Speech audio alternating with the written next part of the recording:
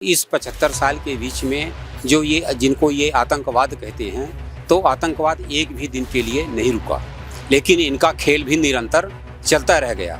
अब जब आतंकवादी घटनाएं हो रही हैं, पहलगाम हो रहा है, उससे पहले भी पुलवामा हुआ, तो हमें क्रिकेट को छोड़ना चाहिए। लेकिन सवाल ये है कि क्या अगर इस स्थिति में आप उनके साथ मैच कर रहे हैं तो क्या ऐसा नहीं, क्या आप संदेश क्या देना चाह रहे हैं अपने जनता को या अपने लोगों को? तो सैनिकों को जो सुविधा सरकार की ओर से होनी चाहिए वो ये सरकार नहीं दे रही है। बीजेपी का मंशा रहा है कि दंगा फसाद, आतंकवाद को सामने रखकर सैनिकों को मरवा कर कटवा करके ही देश में चुनाव लड़ा और जीता जा सकता है। 14 सितंबर को दुबई में भारत और पाकिस्तान की मैच की होने की पूरी संभावना है। जब से ये घोषणा हुई है उसके बाद लगातार राजनीति के हलकों में, देश में लोगों के अंदर गुस्सा देखा जा रहा है और कहा जा रहा है कि जब सरकार ये कहती है कि बातचीत और आतंकवाद साथ साथ नहीं चल सकता, तो फिर सरकार ये क्यों नहीं कहती कि खेल और आतंकवाद भी साथ साथ नहीं चल सकता। इस पर लोगों का मानना क्या है, लोग क्या सोचते हैं, आज मैं बात करूँगा। क्या नाम है सर आपका? मेरा नाम बुद्धसेन पटेल है। ये आज़ादी का 75 साल बीत गया और इस 75 साल के बीच में जो ये जिनको ये आतंकवाद कहते हैं, तो आतंकवाद एक भी दिन के लिए नहीं रुका, लेकिन इनका खेल भी निरंतर चलता रह गया। तो ये खेल और आतंकवाद और खेल, ये दोनों का एक मिली जुली माने वो है, ये समाज को गुमराह करने का और ये सारा खेल इनका चल रहा है। पाकिस्तान के साथ क्रिकेट खेलने पर सर पहलगाम हमले में जो 26 लोग मारे गए, उनके परिजनों को क्या संदेश आएगा?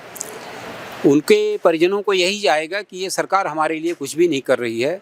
ये तो सरकार हमारी लाश पे जो है खेल रही है, हमारे लाश पर जो है माने राजनीति कर रहे हैं। वो तो आज भी बेचारे असंतुष्ट हैं, कुछ भी बहुत परेशान हैं।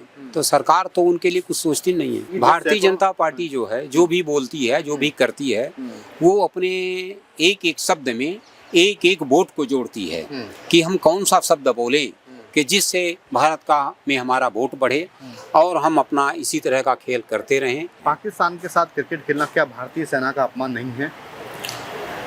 एक खेल जो है तो ये भारतीय सेना का अपमान तो ये करते ही हैं।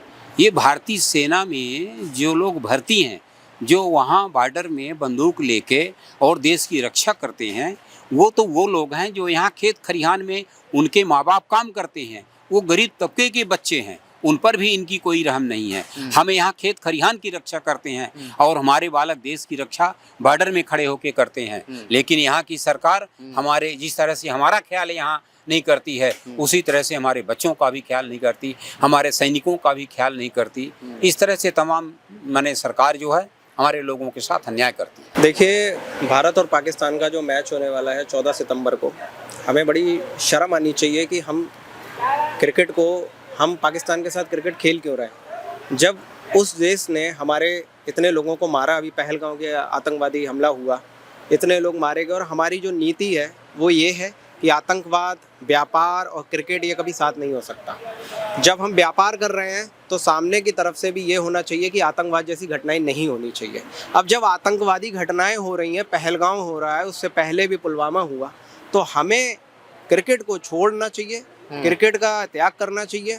और इस सरकार की ये दोगली नीति है कि एक तरफ तो कहते हैं कि पाकिस्तान के साथ हम कोई रिश्ता नहीं रखेंगे, दूसरी तरफ फिर क्रिकेट का रिश्ता किस बात का।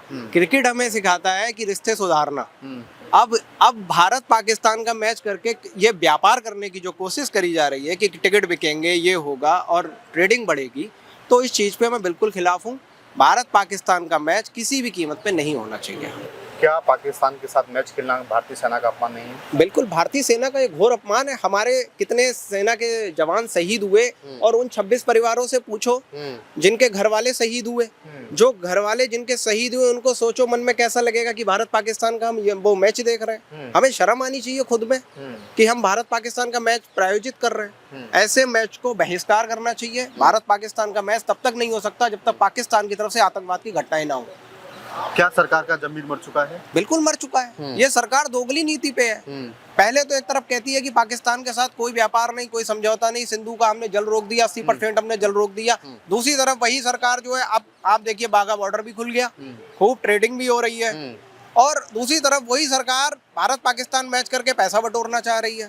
तो ये कैसी सरकार है? एक तरफ तो सेना का अपमान खुद कर रहे हो, उन 26 परिवारों का अपमान कर रहे हो कि जिन परिवारों के लोगों ने शहादत दी उनके लोग फालतू में मारे गए।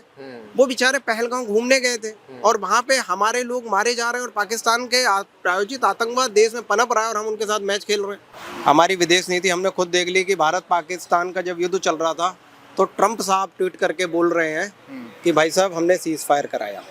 तो हमें तो खुद में शर्म आनी चाहिए कि दो लोगों के बीच में तीसरा चौधरी क्यों बन रहा है। अरे वो 25-26 बार बोल चुके हैं कि सीज फायर हमने वो कराया। क्यों कराया? वो कौन है भाई? वो क्यों है? सही बात। और मोदी जी ने एक बार भी खंडन नहीं करा। हमें तो दुख है इस बात का कि सरकार कब खंडन करेगी कि नहीं, सीज फायर जो था वो हम लोगों ने कराया। कभी खंडन किया? आप बताइए। तो ये दोगली नीति है। चाइना कहता है अरुणाचल हमारा है, तो सरकार कब बोलेगी? लाल आंखें कब दिखाओगे भाई? टाइम है ये। 56 इंच का सीना कब हो जाता है? 36 का हो जाता है अमेरिका के सामने। अमेरिका भारत आज वर्ल्ड का सबसे बड़ा मार्केट है, 150 करोड़ की तकरीबन आबादी भी है। इतना बड़ा मार्केट होने के बाद सब अमेरिका की खुद कंपनीज यहाँ इंडिया आ रही हैं, चाहे वो टेस्ला हो, स्टारलिंक हो या एप्पल हो या कोई भी चीजें देख लो। आज हम उनका मार्केट बंद कर दें तो उनका तो बहुत बिजनेस का नुकसान होगा और हम खुद डर रहे हैं। वो कह रहे हैं टेस्ला यहाँ पे लाएंगे तो 25% का टैरिफ लगा देंगे। आप डर रहे हो। बिल्कुल सही बात। आप इम्पोर्ट ड्यूटी हटा रहे हो। क्यों? किस लिए? ये सोचना चाहिए। फिलहाल देखिए, अगर होता है मैच, आज के हालात को अगर आज आप देखते हैं, जो स्थितियां हैं, क्योंकि एक तरफ तो जो है कि बाहरी दबाव हैं जो औद्योगिक या किसी भी कारणों से आप मान लीजिए, उन सब के दबाव में कुछ चीज़ें आपके निर्णय बदले हैं, ये जानते हैं, आमतौर पे जनमानस जान रहा है, भले उसके पीछे कोई दलील दी जाए। लेकिन सवाल ये है कि क्या अगर इस स्थिति में आप उनके साथ मैच कर रहे हैं तो क्या ऐसा नहीं, क्या आप संदेश क्या देना चाह रहे हैं अपने जनता को या अपने लोगों को? आप उन्हीं को डिमोरलाइज कर रहे हैं।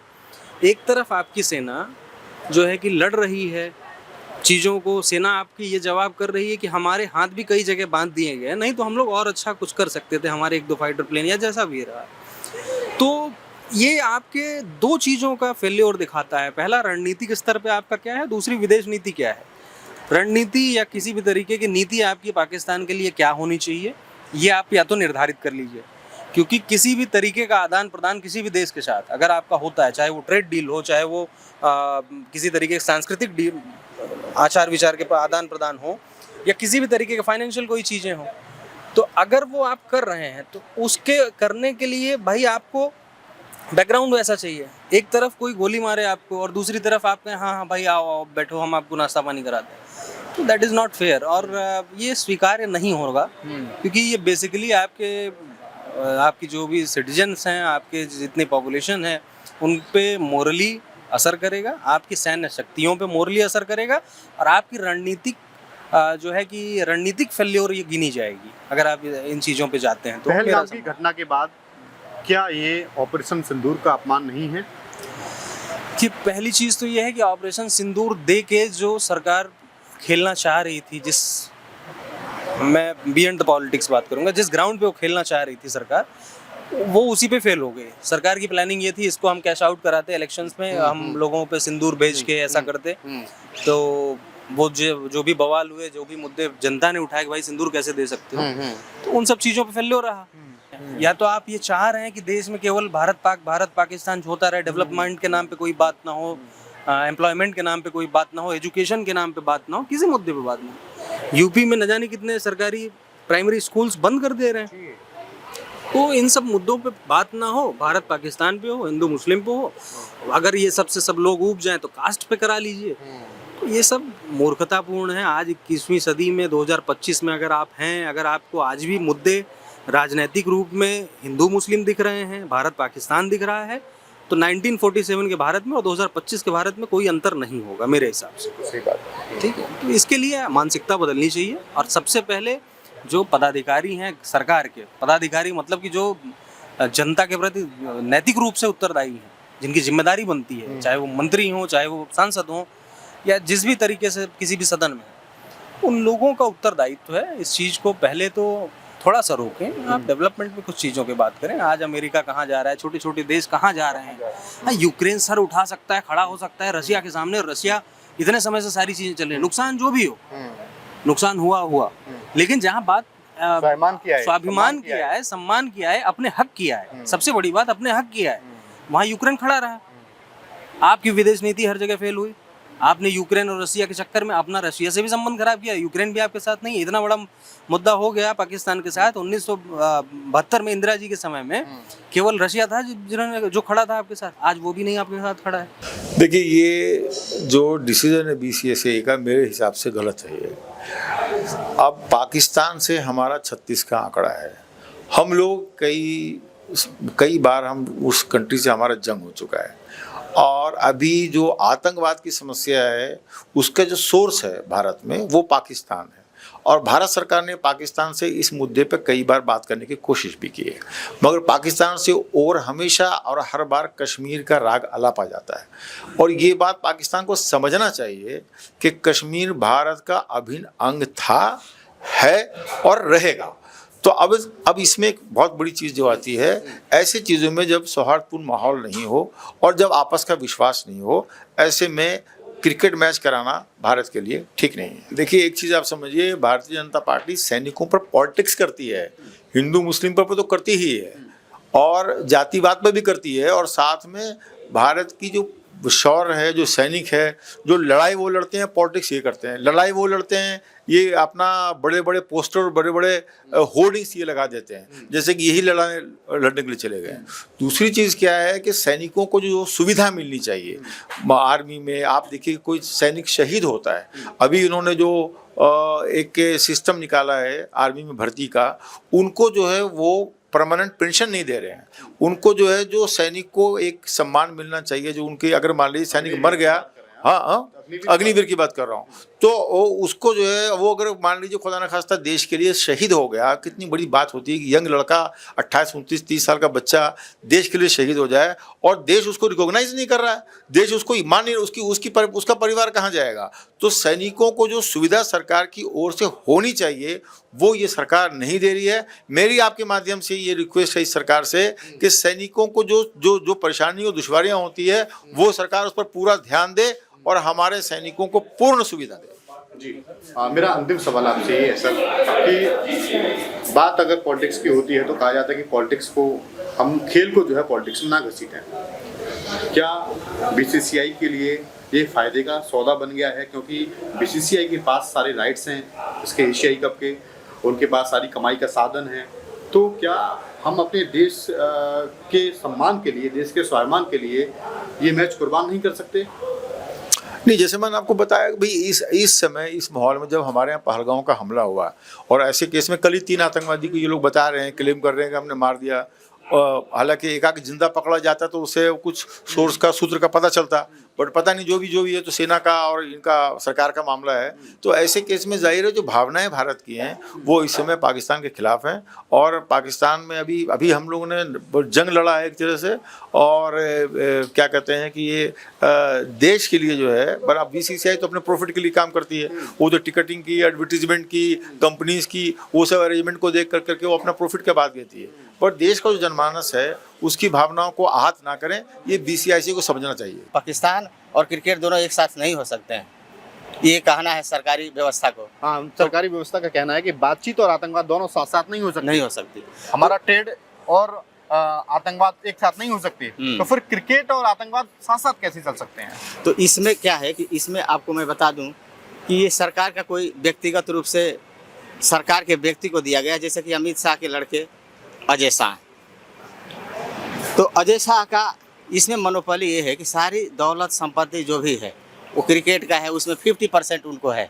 तो यहाँ उनकी पर्सनल बिजनेस है, इसमें जनता पाकिस्तान और देश का नहीं है, ना क्रिकेटर का है। क्रिकेटर को यूज़ करके और पाकिस्तान को यूज़ करके इसमें जो फाइनेंशियल आउटपुट और इनकम जो जाती है वो जाती है थैले में अमित शाह के और जय शाह के।